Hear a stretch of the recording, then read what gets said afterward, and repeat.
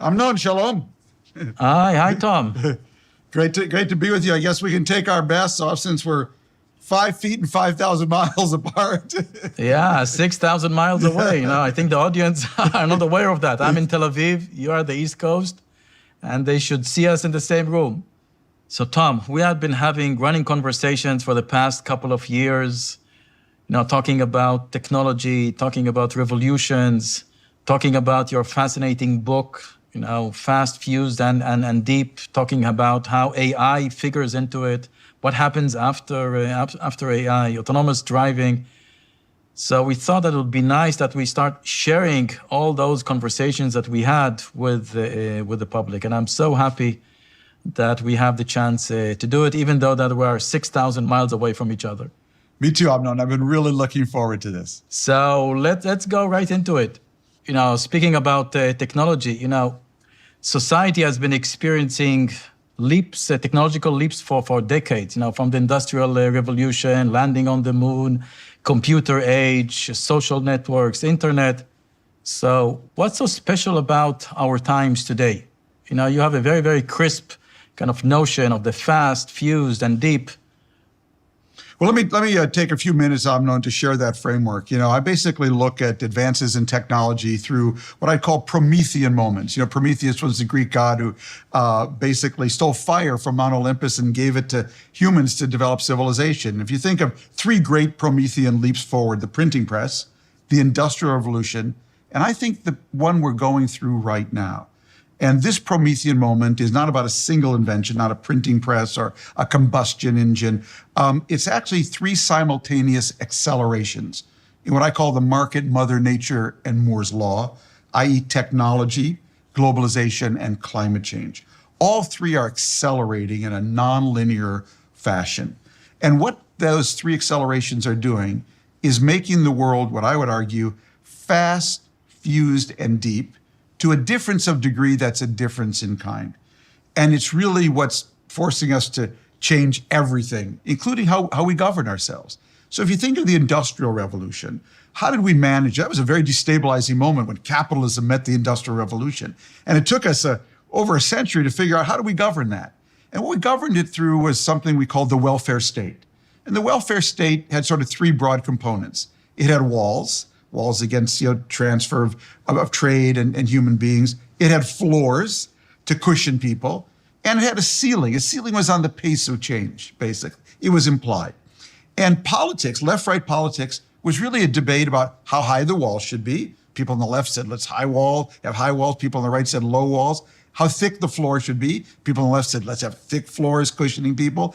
People on the right said thin floors. And the ceiling on change was kind of basically implied. It was limited by the Industrial Revolution. What I would argue, Amnon, because of advances in software, chips, and lately AI, which you're going to talk about, we've actually blown away the walls. We've crashed through the floor, and we've blown off the ceiling as the world's become fast, fused, and deep. So let's go through all of those very quickly. So fast means basically what happens when the world gets this fast is that the half-life of skills just gets shorter and shorter and shorter. And that has a real education implication. So, you probably read about in America, we had these people in Hollywood who went out and hired some guy to get their kids into universities in USC and Yale and whatnot. I wanted to call those parents up and say, excuse me, but if you're actually going to bribe someone to get them into a university, could I suggest you bribe to get them into Infosys's in-house university, Infosys, the Indian technology company? Because if I showed you Infosys's in-house university, it would blow your mind. We say, what's that about? Well, in the old world, in the industrial world, I government educated, you business employed. But when the half-life of skills gets this short and the pace of change in every job changes this quickly, suddenly I as business, I have to be educator and employer at the same time. I have to offer not just-in-case learning, but what Infosys calls just-in-time learning. And I think basically now education is going to move to a kind of ecosystem between businesses educating and employing and governments educating and partnering with business for education. So you see, we have to be in kind of multiple states at the same time now. As business, I got to be educator and employer when the skills are changing that fast, and my employees need just-in-time learning, not just-in-case learning. Then when the world gets diffused, through technology, through climate change, you get the same phenomena. I was recently talking to Don Rosenberg, the chief legal officer for Qualcomm. Don was explaining to me, Qualcomm's relationship with Huawei, the big Chinese technology, telecommunications, and 5G giant. He said Qualcomm's relationship with Huawei for us is our customer, our partner, our competitor, our supplier, and our shared global standard setter. They have 5 different relationships with Huawei in a fused world. Now, what about deep? Deep, you may have noticed, in the last 2 years, 3 years, we suddenly started adding the adjective deep to everything. Deep state, deep fake, deep mind, deep medicine, deep research. There's no global lexicographer who ordered this. We just did it intuitively. And it even started to show up in popular culture. The song that won the Oscars a couple of years ago by Bradley Cooper and Lady Gaga was called Shallow. But what was the main verse? I'm off the deep end, watch as I drive in. I'll never meet the ground, crash through the surface where they can't hurt us. We're far from the shallow now. Oh, Amnon, we are far from the shallow now. Technology is going deep inside us, deep inside our systems, our businesses, our bodies, toggling our DNA at a speed and depth and precision we've never seen before. And again, how does that show up in governing? Well, I learned the best lesson about this from a guy named Amnon Shashua. Because in the old world, I-government regulated, you, Mobileye, and Intel innovated. But what happens if Mobileye and Intel are innovating so deep, I don't even know who you are? So I want to tell our audience a little story. I was in Israel last year before the pandemic, and I was at a dinner with Amnon, and he said to me, Tom, have you ever ridden in a self-driving car? And I said, I was just out in Mountain View riding in a self-driving car out there. He said, Mountain View. That's a grid. Try driving in a self-driving car in Jerusalem where there are no 2 parallel streets.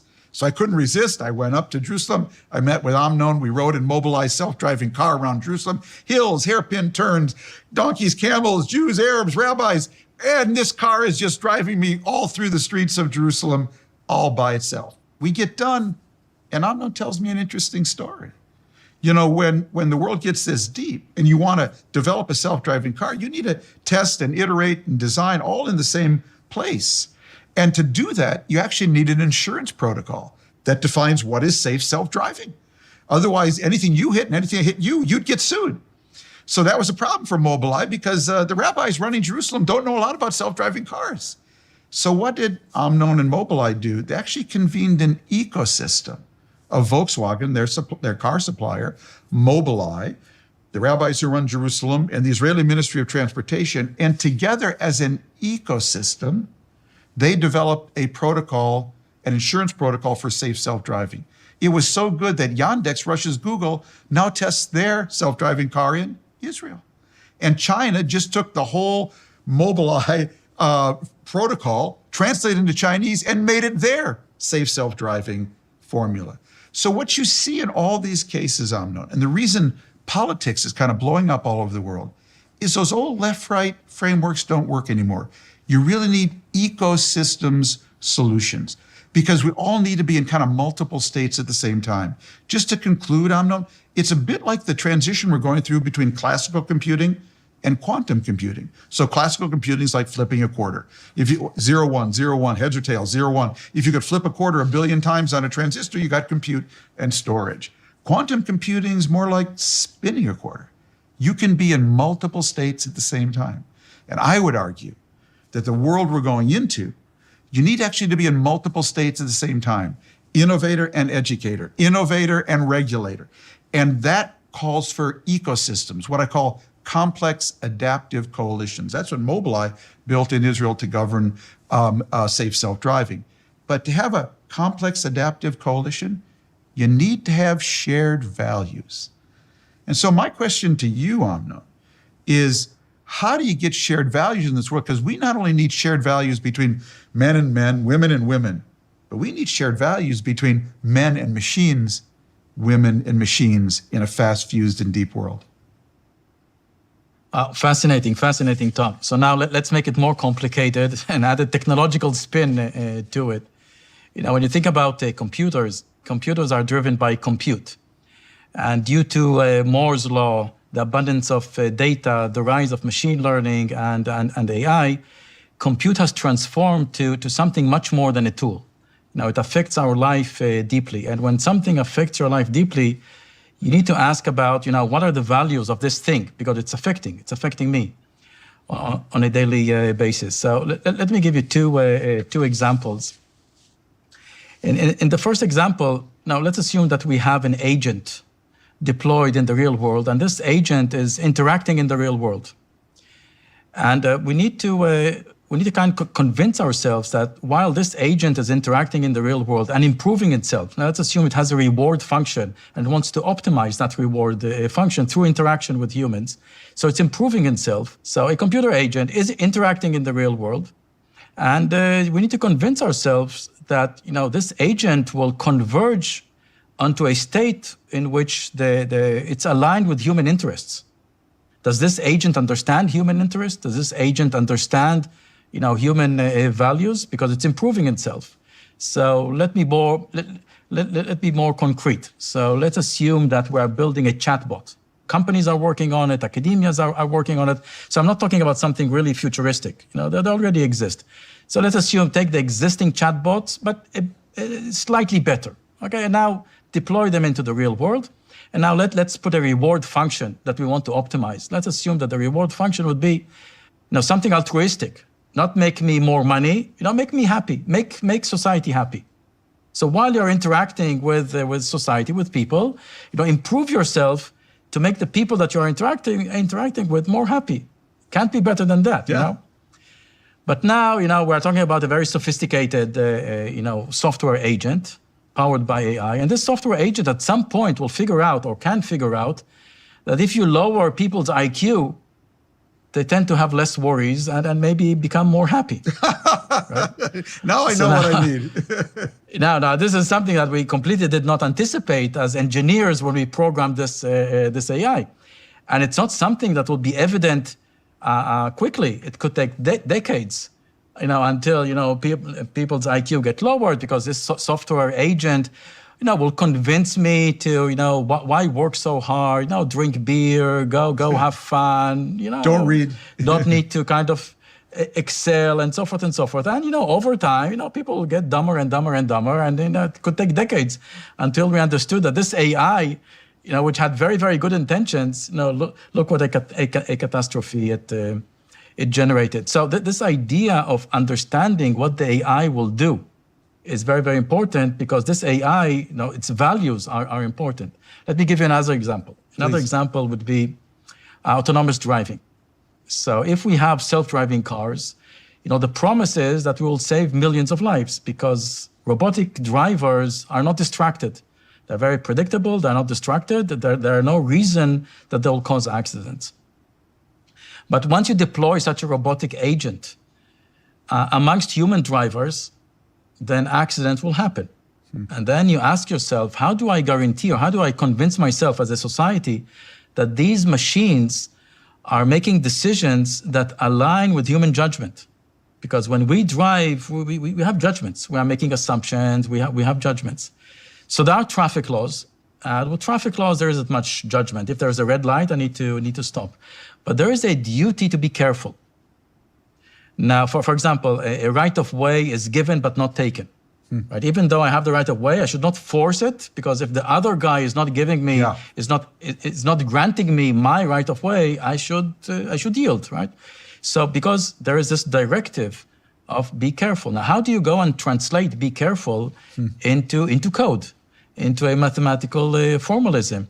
Because you want society to understand what this machine is doing, that its judgment is aligned with the way humans judge a situation. For example, if I want to change lane and the next lane is congested, I'm trying to push my way.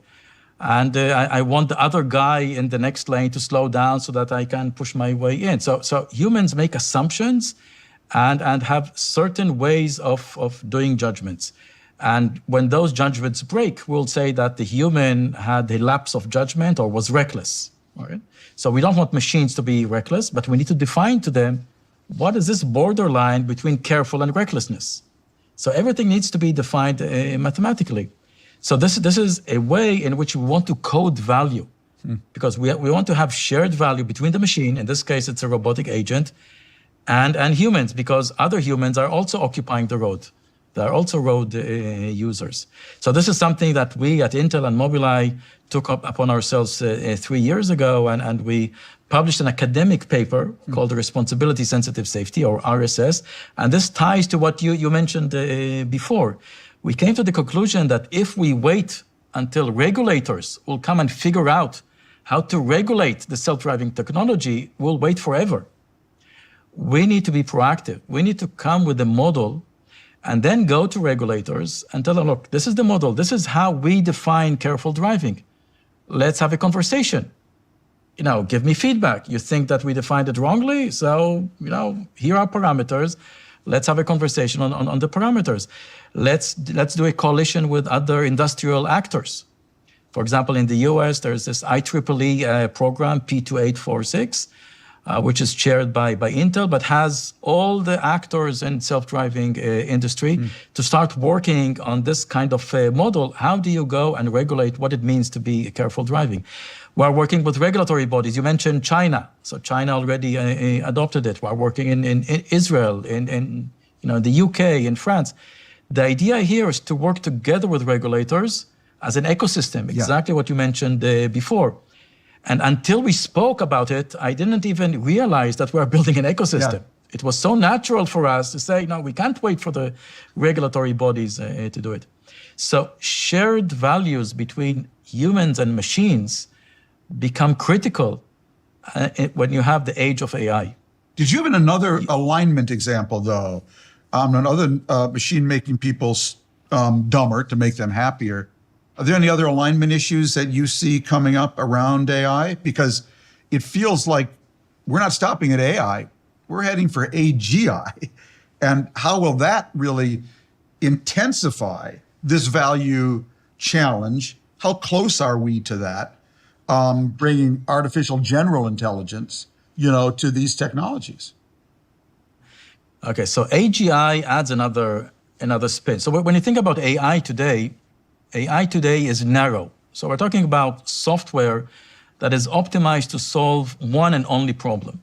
Translate from English to German, play chess, or play Minecraft, or do pattern recognition, detect a pedestrian or a vehicle in an image or in a video, do self-driving. It's all one and only problem, and these skills are not transferable. Unlike humans, when we develop skills, those skills are transferable. The more skills I have, I can then go and apply it to other domains. So this is called, in the technical circle, it's called broad AI, or artificial general AI, AGI. Now, when AGI will emerge, no one knows. It could happen next year, it could happen in a decade, it could happen in 50 years, or it could never happen at all. Can I ask about that? Just a quick question. Is that an Intel chip software issue, that is with enough processing power it comes, or with enough processing power and enough, the right software? What is the technological barrier to that? Well, it's a great question, and the answer is not crisp. So when you talk about just computing power, you're really talking about brute force. So 20 years ago, when you talk about brute force to a computer scientist will brush you away. You say, no, we have clever algorithms. We are not doing things in a brute force way. We're developing theories on how to solve a problem in the most crisp, in an Occam's razor way.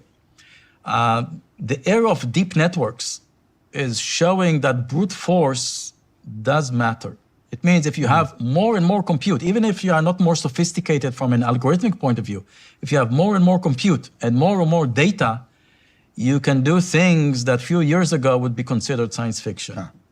I'm not saying that brute force alone will solve intelligence, that brute force alone will solve this AGI problem, But we respect today brute force much more than we respected in the past. So I'll give an example. You know, the next frontier or the new frontier today is language. So the frontier of yesterday was pattern recognition. Artificial intelligence, which became better and better in pattern recognition. So what Mobileye is doing is all about pattern recognition. You know, cameras and other sensors, understanding the visual world, and then using that interpretation in order to drive decisions and do self-driving. But language is the next frontier. What do I mean by language? If you have a computer, a software that can read a book, can read text, even complicated text, comprehend it, understand it, to a degree in which you can make a conversation with the computer. So you can think of, once a computer can be able to do that, it means the computer understands context, understands common sense, understand temporal dimension, understand commerce, understand, you know, there's so many things to understand if you understand the story that you read. You can also write. I can, you know, I want to write a book of, say, the Harry Potter book. Rather than writing the entire book, I'll just, you know, summarize the main ideas and let the computer write everything itself. And then I can, you know, interact with the computer, refine it, and so forth and so forth. Now, this is not science fiction. In the past 2 years, that have been, you know, leaps in terms of progress on language understanding, on language comprehension. And I would say that in the next couple of years, 2, 3 years, maybe 5 years, but that's at the most, we can see computers understanding text, you know, passing reading comprehension tests. You know, high school reading comprehension tests are very, very complicated. No computer today can pass it. Yeah. But in 2 years, I believe it will. Being able to write text, this I think will be the next leap in AI. Because let's try to imagine what can we do with such a computer that reads text. Let's assume that we want to have a conversation. Should we take the Pfizer vaccine for COVID-19, yes or no? Right? So I'll have the computer read the FDA report that was submitted by Pfizer, read about vaccines in general, and then me and the computer will have a conversation. You know, what are the dangers? What are the side effects? What are the dangers if I don't take the vaccine? What is the past experience about, you know, side effects of vaccines? What's special about messenger RNA? All this the computer can understand, because if it can read text and understand it, it can read zillions of text, not just one book, not just one article. And this is not science fiction. Now, what does that do to our shared value, to this AI alignment? It takes the AI alignment to a new level. Yeah. A new level that I don't know even how to start grappling with it. Because what I think about with that, tell me if I'm right, you know, if we think of the difference between AlphaGo and AlphaGo Zero, where, you know, the computer basically simply teaches itself the game and gets to a point where its depth of understanding is better than it could ever learn from ingesting all the way humans played. Yeah. I think about that with broader learning, with science or medicine, where ultimately a computer could teach itself. Exactly. And then it would have a depth of understanding that would be beyond human capacity. I'll tell you now, there's a very fine distinction between AlphaGo and AlphaGo Zero. You know, when AlphaGo came out and, you know, was able to beat Lee Sedol in Go, I was kind of impressed, but not surprised. Because AlphaGo, what AlphaGo did, it imitated humans. Yeah. So it had zillions of games and simply tried to imitate humans. So, you know, I was not surprised, impressed from that engineering achievement, not from the scientific achievement. AlphaGo Zero, I was at awe. Because AlphaGo Zero did not imitate humans. AlphaGo Zero did not see a single game. It simply played against itself again and again and again, you know, leveraging what I said before, the brute force, leveraging the fact that compute density has reached such a threshold that you can run so fast that you can do things in a brute force manner and play against itself again and again and again and again, and develop strategies that were alien to humans. It did not even imitate humans. Yeah.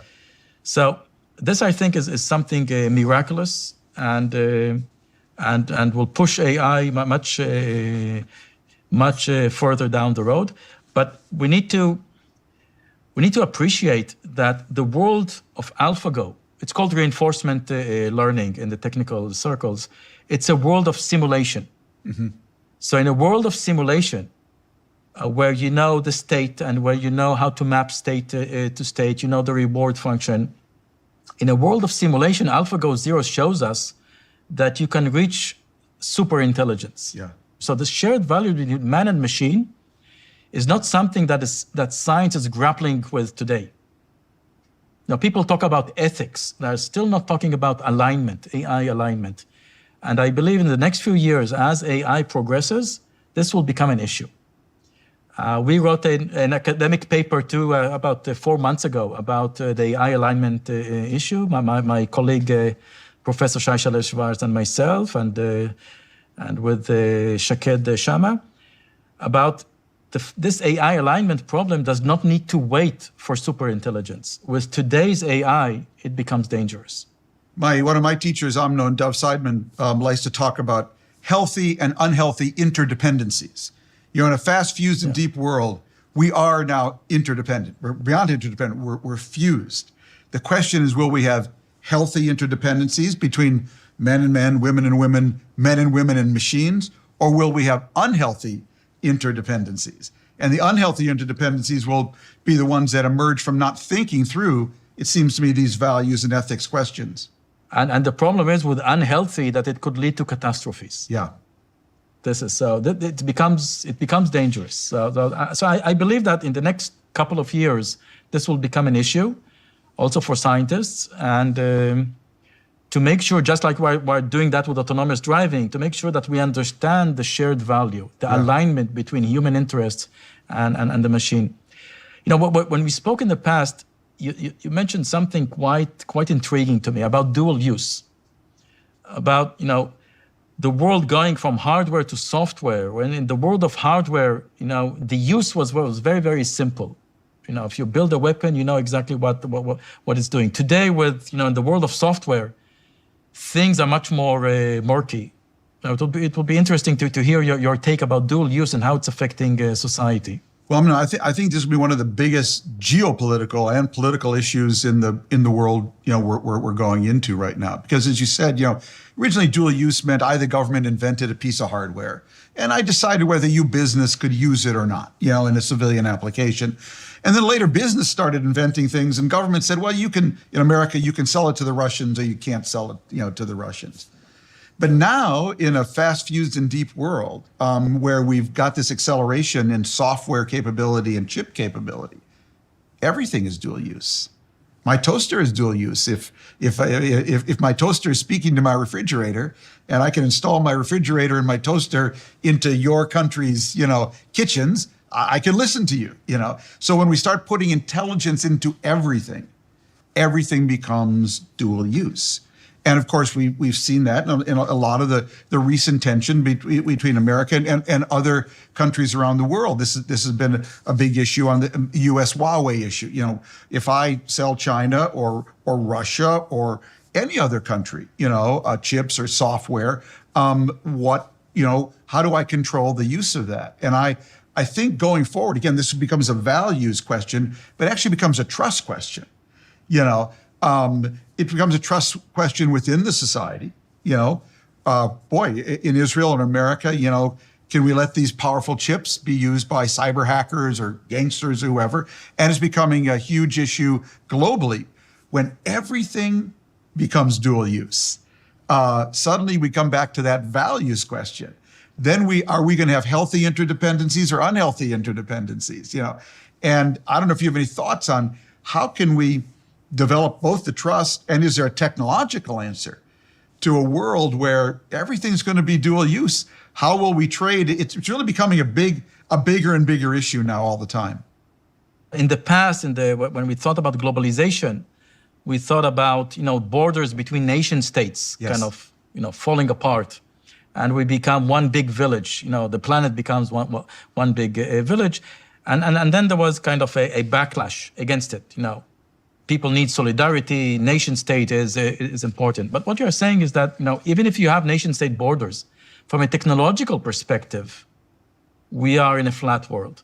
We are in a world in which, because everything is dual use, you have to be much more nuanced in the relationship between countries. It's not as simply defined as it was in the old days. You ask me what comes after AI, AGI. So I'll ask you, what comes after deep? Especially now, we're entering into 2021. What comes after deep? I've been thinking about that a lot, especially lately. And if you think, again, my image of the old political order was a set of walls, ceilings, and floors. And what a fast fused and deep world has done is broken away the walls. It's crashed through the floor, and it blew off the ceiling on the pace of change. And what that leaves you is a world that is radically open. And I think open is what comes after fast fused and deep. And governing a world that is this open, where more people in more places are now empowered to participate, to write, to export ideas in a truly borderless way. On the one hand, it's just incredibly empowering and incredibly exciting. The speed at which we got this vaccine, for instance, that's partly a product of a world that's radically open, where so many people can participate in a solution. But there was a bit of a naive notion, I think, at the dawn of this world, that if we just connect everybody, the results will be good. But of course, humans are capable of many things, good and bad. And automatically connecting people is not the natural solution. We've been seeing this in America in particular lately. The reason I came to this whole notion of ecosystems, complex adaptive coalitions, is I really sat back a few years ago, and as I surveyed what was going on in the world, it was becoming such a complex system.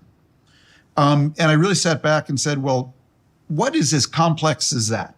Is there anything in my experience that is as complex as the globalized world we're seeing right now, especially adding the AI and AGI layer? Yeah. And of course, the only thing is nature. And I would say the complexity of the globe today is now much more mirroring the complexity of Mother Nature. And what do we learn from Mother Nature? When the climate changes, which ecosystems thrive? Those that are built on complex adaptive networks, where all the network elements of the ecosystem network together to maximize their resilience and propulsion. And I would argue in human societies, those communities, countries, businesses, like Mobileye did with your coalition, that build complex adaptive coalitions to manage this change, will be the ones that are going to thrive in the 21st century. And we learned that from Darwin, and we saw that even with I would tell people with COVID-19, the challenge of COVID-19 is that we're not up against another country, another human adversary. We're up against Mother Nature. And who does Mother Nature reward in these kind of moments of change? Not the smartest, actually, not the strongest, but the most adaptive.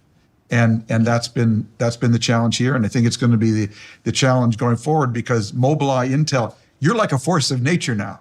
And you're changing the system in which we're operating, and you're going to need complex adaptive coalitions, I think, to manage it.